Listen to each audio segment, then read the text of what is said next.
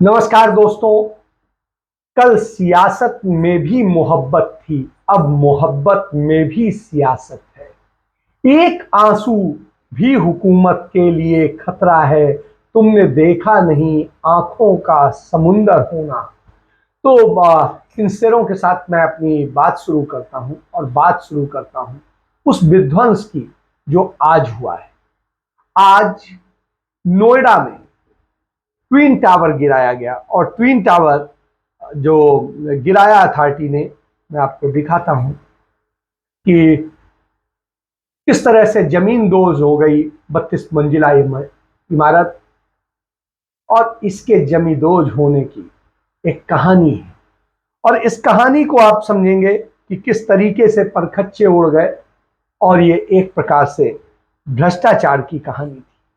और इस भ्रष्टाचार की कहानी को यदि आपको जानना है क्या था तो आप ये भी जानिए। इस भ्रष्टाचार की कहानी में भारतीय जनता पार्टी भी है, इस भ्रष्टाचार की कहानी में बहुजन समाज पार्टी भी है और इस भ्रष्टाचार की कहानी में समाजवादी पार्टी भी है। तो आप देखिए किस तरीके से हुआ कि नोएडा के सेक्टर 93A में सुपरटेक ट्विन टावर आज जमींदोज हो गया। 32 मंजिला ये इमारत थी और महज 8 सेकेंड का वक्त लगा, ताश के पत्ते की तरह हो गए। और इसकी बहुत सारी चीजें हैं। कहानी 23 नवंबर 2004 से शुरू होती है, जब नोएडा अथॉरिटी ने 93A स्थित प्लाट नंबर 4 को एमराल्ड कोर्ट के लिए आवंटित किया। आवंटन के साथ ग्राउंड फ्लोर समेत 9 मंजिल के 14 टावर बनाने की अनुमति मिली। लेकिन होता क्या है, जमीन आवंटन के 2 साल बाद 29 दिसंबर 2006 को अनुमति में संशोधन कर दिया गया और नोएडा अथॉरिटी ने संशोधन करके सुपरटेक को 9 की जगह 11 मंजिल फ्लैट बनाने की अनुमति दे दी। इसके साथ ही टावरों की संख्या भी बढ़ाई गई, 15 और फिर इसकी 16 हुई। फिर 2009 में इजाफा किया गया और 26 नवंबर 2009 को नोएडा अथॉरिटी ने इसमें 17 टावर बनाने की अनुमति का नक्शा पास कर दिया। और यह अनुमति लगातार बढ़ती रही और बढ़ते बढ़ते यह स्थिति है एमराल्ड कोर्ट परियोजना में ट्विन टावर में बनने वाले इस गैर सरकारी कंपनी में 1995 में निगमित किया गया था। और उसके बाद में 95 में आर.के. अरोड़ा की पत्नी संगीता अरोड़ा ने दूसरी company Supertech builder and promoters private limited के नाम से शुरू की थी और यहां पर यह हुआ। 12 शहरों में उन्होंने अपने प्रोजेक्ट लॉन्च किए थे। तो सुपरटेक का जो ये सारे प्रोजेक्ट हैं, इनको आप समझिए। कंपनी जो है लगातार कर्ज लेके और दूसरी तरीके से बनाती रही, अभी भी 400 करोड़ का कर्ज है। 2 मार्च 2012 को टावरों की संख्या जब 17 की गई, फिर उसके बाद में इसे संशोधित करके 40 मंजिला कर दिया गया। आप समझिए, और 40 मंजिला करने की 2012 में अनुमति दे दी गई। इसकी ऊंचाई 121 मीटर तय कर दी गई।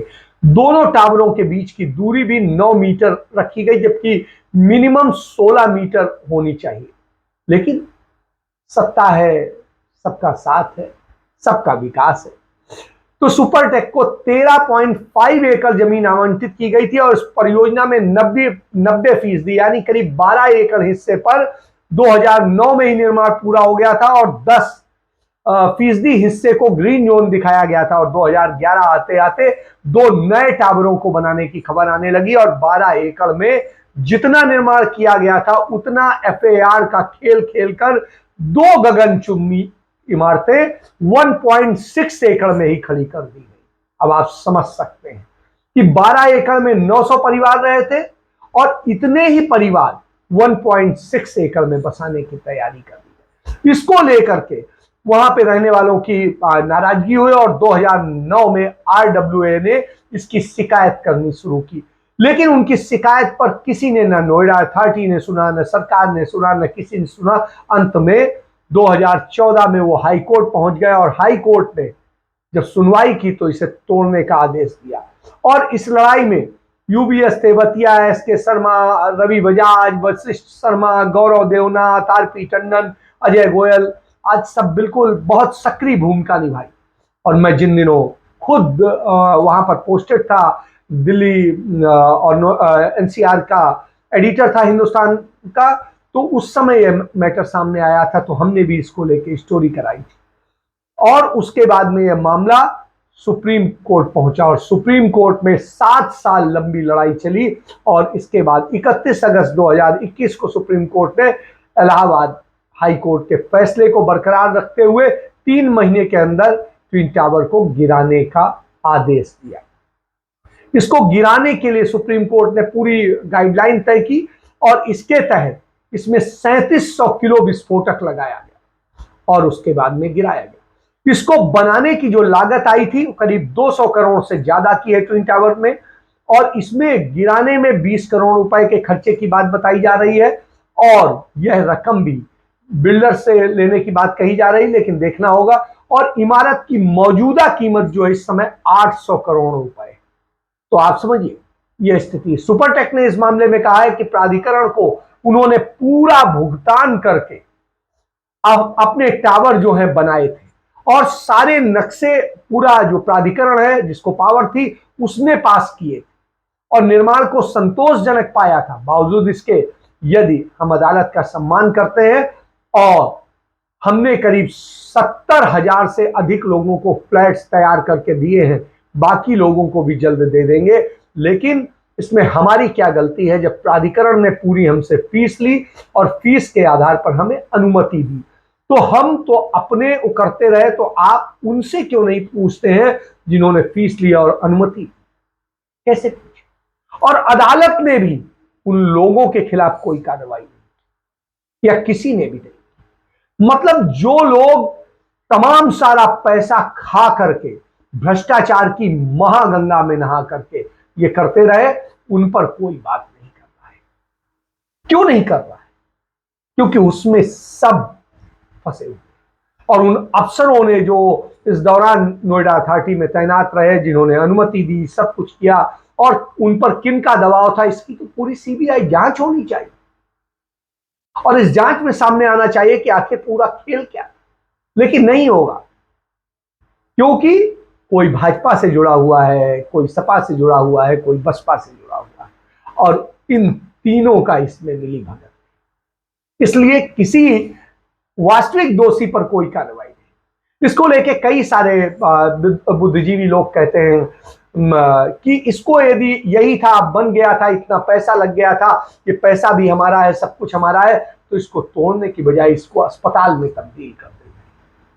इसको एक मल्टी लेवल हॉस्पिटल बनाने के साथ साथ इसमें मल्टी लेवल स्कूल भी बनाया जा सकता था, जिसमें गरीब बच्चों के लिए कर देते और इसकी जिम्मेदारी पनिशमेंट के तौर पर सौंप दी जाती सुपरटेक को कि आपको देख ले और आपको एक मिनिमम सरकार दाम तय करेगी, जो अदालत की कमेटी तय करेगी, और उसी दाम पर पढ़ाना है, उसी दाम पे ये करना है और अच्छी शिक्षा देगी। यदि ये होता तो शायद सदुपयोग हो जाता, लेकिन चलिए अब जो भी होना था हो गया। अब उस पर रोने से तो होएगा नहीं कुछ। तो ये स्थिति है और इसी पर जो है हम बात कर रहे हैं। तो जब ट्विन टावर गिर रहा है तो आप समझिए कि भ्रष्टाचार का टावर गिर रहा है, लेकिन हो क्या रहा है?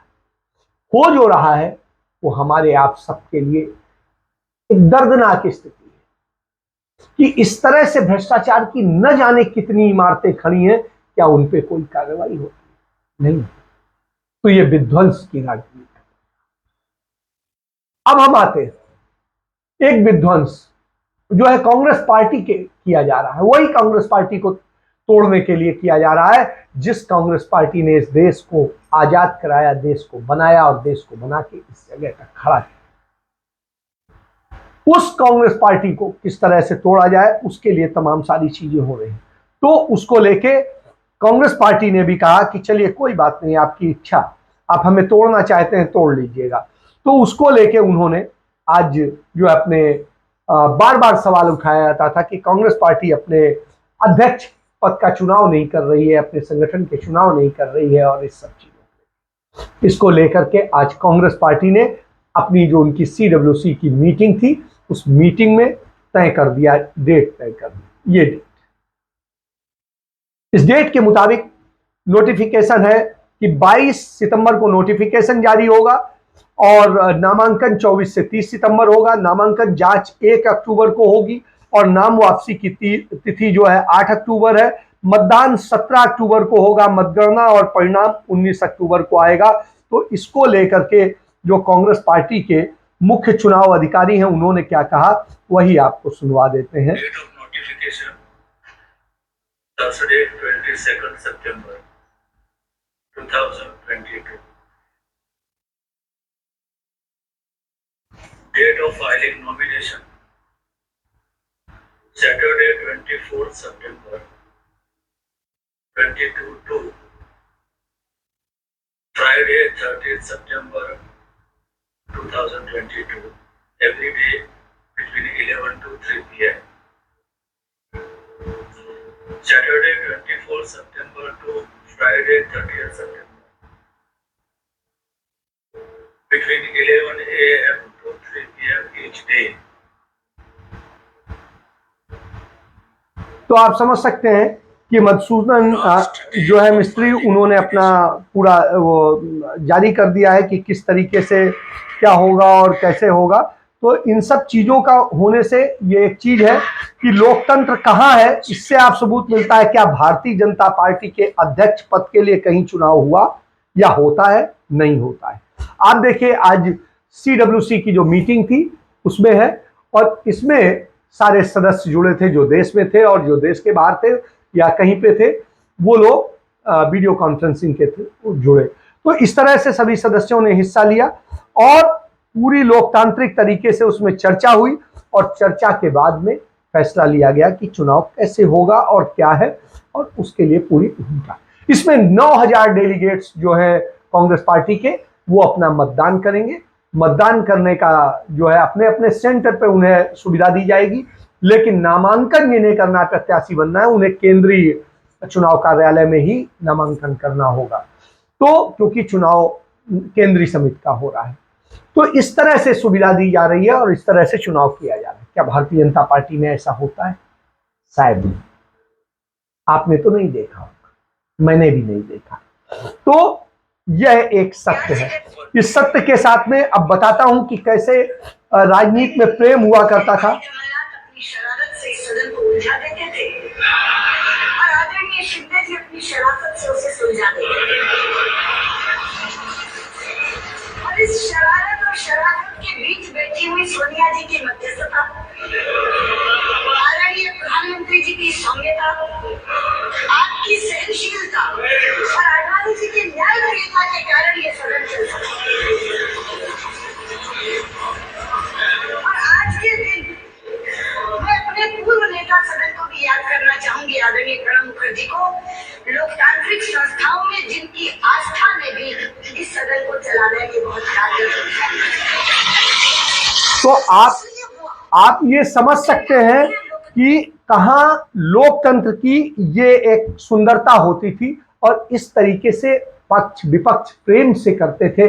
आज राजनीति इतनी कड़वी हो गई है कि सब बर्बाद करने पे तुले हैं और इसका एक आपको उदाहरण बताते हैं कि बर्बादी किस हद तक हुई है। जो दुनिया में वर्ल्ड हैप्पीनेस इंडेक्स है उसमें 146 देश हिस्सा लेते हैं और 146 में से भारत 136वें नंबर पर है, इस पोजीशन पर पहुंच गया है। ग्लोबल हंगर इंडेक्स है जो भुखमरी का है और उसमें जो है 116 देश हिस्सा लेते हैं और उसमें भारत 101 नंबर पर है। अपने पड़ोसियों में सबसे पीछे है इन सभी मामलों में। ग्लोबल जेंडर गैप इंडेक्स है, इसमें 146 देश हिस्सा लेते हैं और भारत 135वें नंबर पर है। इसके बाद में वर्ल्ड प्रेस फ्रीडम इंडेक्स है, इसमें 180 देश हिस्सा लेते हैं और भारत 150वें नंबर पर है। और ह्यूमन फ्रीडम इंडेक्स है, इसमें 165 देश हिस्सा लेते हैं और भारत 119वें नंबर पर है। और ह्यूमन डेवलपमेंट इंडेक्स है, इसमें 189 देश हिस्सा लेते हैं और भारत 131वें नंबर पर है। मतलब कोई भी एक ऐसी जगह नहीं है जहां भारत अंडर 100, मतलब दुनिया के देशों में वो 100 के भीतर भी नहीं आता है। लेकिन यहाँ के पूंजीपति जरूर आते हैं। पूंजीपति की स्थिति यह है कि चौथे नंबर के दुनिया के रईस हमारे यहाँ के हैं, 10वें 11वें नंबर के रईस हमारे यहाँ के, और जाने कितने लोग हैं, 100 के अंदर बहुत सारे लोग आते हैं। तो साहब ये है, और स्थिति ये है कि हमारे यहाँ दावे किए जाते हैं। प्रधानमंत्री कहते हैं कि आजादी के बाद जिस तरीके से खादी को लेके कहते हैं, आजादी के बाद हुई खादी की बहुत अनदेखी हुई और अब जो है देखी हो रही। तो साहब, हुबली कर्नाटक में देश का एकमात्र खादी का तिरंगा बनाने वाला कारखाना था, वो बंद करके आप कौन सी खादी को बढ़ावा दे रहे हैं, कौन सा ज्ञान दे रहे हैं। और आपने जो कमर्शियल खादी को बढ़ावा देने का काम किया है, तो ये चरखा काट के आपके उससे तो नहीं होगा। तो जब यह स्थिति हो तो आप समझिए कि एक ये होती है कि क्या हालत है। न्यूयॉर्क टाइम्स ने आज जो लिखा, Modi India is where global democracy dies. तो आप ये समझ लीजिए कि ये स्थिति है भारत की, यहां लोकतंत्र मर गया है, मर रहा है। और ये हम नहीं कह रहे हैं, ये कौन कह रहा है? ये कह रहा है न्यूयॉर्क टाइम्स। तो साहब, न्यूयॉर्क टाइम्स जब ये कहता है तो चिंता लगती है कि आप क्या कर रहे हैं, क्योंकि आप निजीकरण का खेल खेल रहे हैं। और एक निजीकरण के खेल का सबसे बड़ा उदाहरण है कि आपने जो उर्वरक खाद बनाने के भारत सरकार के कारखाने थे, उनको भी बेचने का काम शुरू कर दिया है। तो ये आप देखिए कि आपने किसानों को मारने के लिए क्या नहीं किया है। तो उर्वरक क्षेत्र के लगभग सभी पीएसयू को निजी हाथों में सरकार ने देने का फैसला कर दिया है। तो क्या क्या आप बेच खाएंगे इस पर। और जब यह स्थिति हो तो एक और चीज सवाल उठती है कि चीन ने क्या किया है, वो भी देखिए, हम बताते रहे, चीन ने 1000 किलोमीटर तक कब्जा कर लिया है हमारे देश में नरेंद्र मोदी के शासनकाल में। और अब चीन अरुणाचल प्रदेश में यह हिमाकत भी कर रहा है। तो अब लगता है कि भैया वो 56 इंची कहाँ है, उसका कंस्ट्रक्शन लगातार जारी है। ये फोटो वहां के लोगों ने खींची है, किसी और ने नहीं। तो आप समझिए ये स्थिति है, वहां निर्माण कार्य चल रहा है, यह स्थिति। और कहां यह स्थिति होती, तो इस तरह से चीजों को ढाके वो ये काम कर रहा है। तो चीन भी हमारे यहां घुसा आ रहा है, सब कुछ हो रहा है। और इसके बाद में न कोई देखने वाला है, न कोई पूछने वाला है, न कोई जानने वाला है कि देश का क्या होगा, क्योंकि देश से किसी को सरोकार ही नहीं।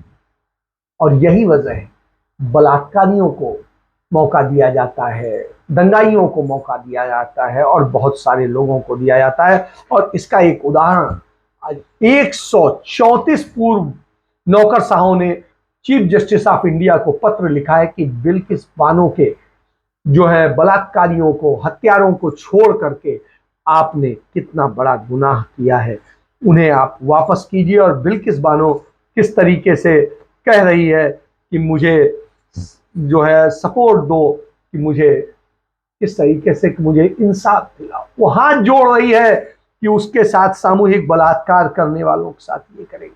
तो आप समझिए यह स्थिति। तो एक तरफ वो कांग्रेस है जो बनाने की राजनीति करती थी, एक तरफ बिगाड़ने का काम हो रहा है। आप समझिए, जिन राहुल गांधी और सब पर आज सवाल उठवाती है भारतीय जनता पार्टी, उसको या विपक्ष के कुछ और दल, तो उसको लेकर के एक हमारे मित्र हैं शकील अख्तर साहब, उन्होंने बड़ी जो पत्रकार हैं, उन्होंने बड़ी अच्छी बात कही। उनका जितना दबाव कांग्रेस पर उसके नेतृत्व पर पड़ा है, राहुल गांधी, सोनिया गांधी और प्रियंका गांधी पर खुद को प्रमुख विपक्ष बताने वाले दलों पर पड़ता, तो उनके साथ एक भी आदमी नहीं बचता, पूरी तरह टूट जाते। यह कांग्रेस का डीएनए है, नेहरू गांधी परिवार का हौसला है, प्रतिबद्धता है कि कांग्रेस आज भी डटी हुई है और उसे खत्म करना मुश्किल ही नहीं, नामुमकिन है। तो यह स्थिति है। और इसको लेकर के कन्हैया कुमार ने जो कहा वो और सुन लीजिए, क्योंकि जरूरी है।